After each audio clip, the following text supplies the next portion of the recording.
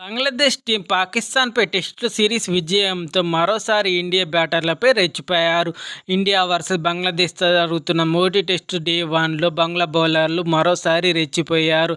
India top బ్యాట్స్మెన్ను తక్కువ స్కోరుకే out చేశారు. 144 పరుగులకు 6 వికెట్లు కోల్పోయి టీమిండియా కష్టాల్లో పడింది. రవిచంద్రన్ అశ్విన్, రవీంద్ర జడేజా మరో వికెట్ పడకుండా 195 పరుగుల భాగస్వామ్యాన్ని నెలకొల్పారు.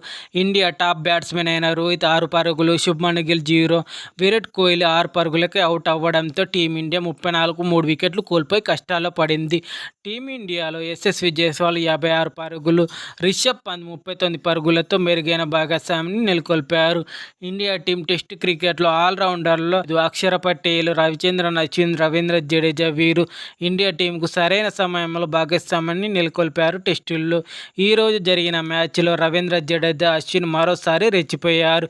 ఏకంగా అశ్విన్ సెంచరీ సాధించాడు. టెస్టు క్రికెట్లో రవిచంద్రన్ అశ్విన్ 5వ సెంచరీ నమోదు చేసుకున్నాడు. అతను 112 బంతుల్లో 10 ఫోర్లు, 2 సిక్స్ల 2 పరుగులతో నాటౌట్గా నిలిచాడు.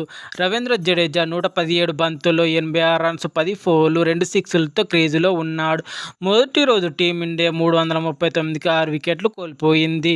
టీమిండియా మొదటి రోజు ఆధిక్యంలో ఉన్న మొదటి రోజు ఇరు జట్లు సమానమైన ప్రదర్శన కనబరిచాయి. బంగ్లాదేశ్ బౌలర్లు హసన్ మహమ్మద్ తన ఫామ్ను అలాగే కొనసాగించాడు. 4 వికెట్లతో చెలరేగాడు. మొదటి రోజు టాస్ గెలిచిన బంగ్లాదేశ్ బౌలింగ్ తీసుకుంది.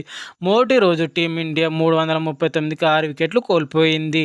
రవిచంద్రన్ అశ్విన్ 102 పరుగులతో టాప్ స్కోరర్గా నిలిచాడు.